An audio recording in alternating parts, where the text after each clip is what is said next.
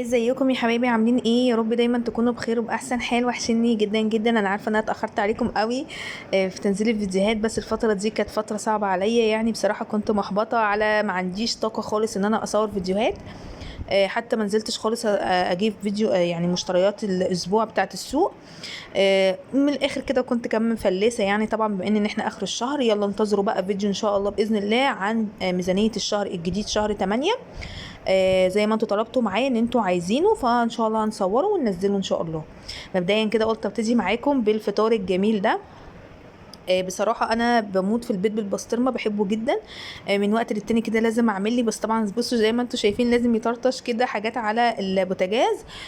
بتضايق أوي لما بسيبها، بحب دايما أروح مسحها كده، حتى لو البوتاجاز أصلا محتاج تنظيفة، بس أنا بحب إن أنا يعني إيه أمسح الحاجات اللي بتكون على البوتاجاز أول بأول. بحيث ان ايه لما اجي بقى ادخل المطبخ واعمل الاكل يكون يعني البوتاجاز معايا برضو الى حد ما نضيف. خلاص طبعا انا عملت بقى انا البيض بالبسطرمه، وقلت كده اعمل بقى لاولادي بيحبوا جدا العيش، اللي هو العيش الجبنه الموتزاريلا في فينو كده، واروح حطاه في التوستر او في التوست، وبيبقى بقى مقرمش كده، وبيبقى جبنه سايحه فيه، بيبقى طعمه حلو قوي. فلو عندي بعمل لهم دايما كده، ده بيكون فطارهم. فقلت بقى كده احط لهم الرغيفين، و يعني قلت كده اشارك معاكم فقرة الفطار النهارده. بعمل ايه؟ طبعا انا كل يوم بعمل الحاجات اللي بتكون متاحة بالنسبة لي، وخصوصا السندوتشات، جبنة، بيض، لانشون، مربى، الحاجات دي. لكن فول وطعمية لا، بصراحة قليل قوي ما بنعمل فول وطعمية. ممكن يوم واحد في الاسبوع اللي هو يوم الجمعة، او ممكن ما بنعملش خالص.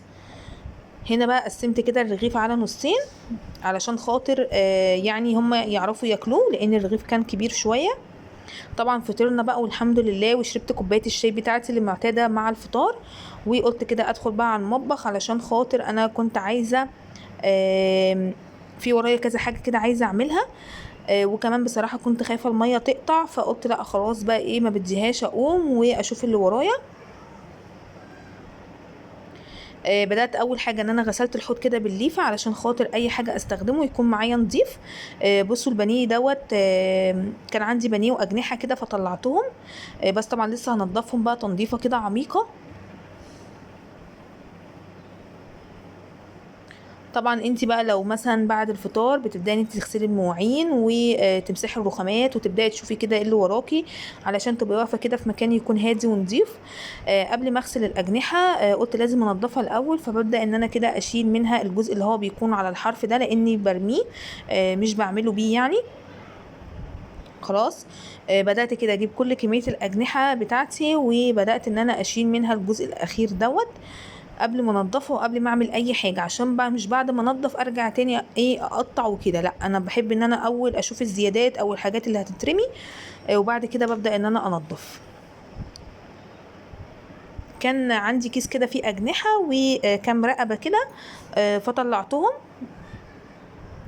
بصوا بقى، كمان كان عندي حوالي نص كيلو من البانيه، بس النص كيلو انا بعد ما فك حسيته ان هو كله تخين، يعني مش هينفع يتعمل بانيه خالص.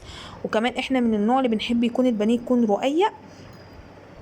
فبالنسبه لي كده عرفت ان احنا مش هنعرف ناكل البانيه دوت، فقلت خلاص انا هشوف كل الحتت، هي 3/4 اصلا كانت حتت تخينه، فقلت خلاص دي انا هقطعها واعملها شاورما كده في يوم، واتبلها، وبحيث تكون عندي جاهزه بالتتبيله في الفريزر، تنفعني في اي يوم يعني. خلاص بصوا، تخين جدا، مش عارفه، مش فاكره انا كنت جايباه من انهي واحد ده بتاع فراخ. فقلت خلاص بقى مفيش مشكله، برضو مش هيخسر، قلت اعمله بانيه. هعمله شاورما، والحته الرفيعه اللي ينفع تتعمل بانيه خدتها عشان اعملها بانيه. بس 3/4 النص كيلو البانيه ده كان شاورما. خلاص انا خدت حوالي 5 حتت كده، عملتهم بانيه. قلت النهارده هعملهم مع الاجنحه. بصوا الجناح ده كان كله دم، طبعا هو هنا كمان مش باين قوي، فبصراحه استغنيت عنه. الحته اللي كلها دم دي خفت بصراحة ان انا اعملها. خلاص هنا بقى كنت غسلت كمية الاجنحة والشاورما، غسلتهم كويس. بصوا بقى، انا بحب ان انا اعمل كده محلول نقع، سواء للفراخ او للسمك. الخلطة دي بتبقى عبارة عن دقيق وملح وسكر وجنزبيل بودر. بيبقى حلو جدا جدا الخلطة دي، عمرك ما هتشم ريحة زفارة في الفراخ ابدا، ولا السمك، بيخلي قلبه كده بيبقى ابيض وزي الفل. وبعد كده حطيت عليهم مية، وهسيبهم منقوعين بقى لحد ما اجهز معاكم التتبيلة. قلت كده اجهز اول حاجه تتبيله الشاورما، وعشان اتبلها واحطها بقى في علبه في الفريزر، حطيت ملح وفلفل اسود، هحط كمان زعتر، وهحط كمان توم بودره وبصل بودره، وكاري وكركم، وكمان مع رشه كده من بهارات اللي هي شاورمه الفراخ اللي هي بتاعت شيف ميكس، حاجه زي كده. خلاص. وطبعا لو عندك لبن حطي لبن، انا بصراحه ما كانش عندي لبن فحطيت كده معلقه كبيره من الزبادي. هقلب بقى ده كده كله مع بعضه، وبعد كده هغسل بقى الشاورما كويس جدا واسيبها تتصفى، وبعد كده هنزل عليها بالتتبيله.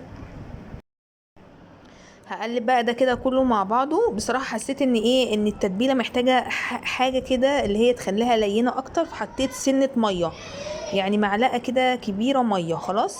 لاني طبعا انا يعني لو كان عندي لبن كنت حطيت، بس للاسف ما عنديش لبن. بصوا هنا بقى حطيت كده اهو رشه كاري وكركم عشان انا كنت نسيت احط اهو. بصوا حطيت يعني سنه ميه بسيطه بحيث انها تمشي معايا بس كده الخليط. وهنزل بقى عليها بال يعني القطع بتاعه الفراخ. هنا بقى حطيت كل قطع الشاورما وقلبتها كده مع بعض. طبعا انا ساعات بجيب اللي هي خلطة الشاورما الجاهزة، بس بصراحة انا ما كانش عندي، وبصراحة بحس ان الخلطات دي بتكون مكلفة.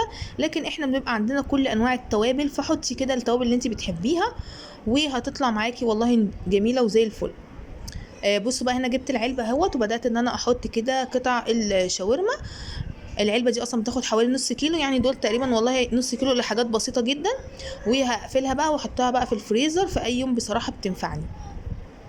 بصوا بقى هنا الاجنحه دي بعد ما اتغسلت واتنقعت وشطفتها وسبتها تتصفى، بدات ان انا اجيب كده سكينه، وبدات ان انا ايه اشقها كده بالسكينه بحيث التتبيله كلها تخش فيها، وكمان تستوي معايا كويس، لاني انا هسويها في الاير فراير في القلايه.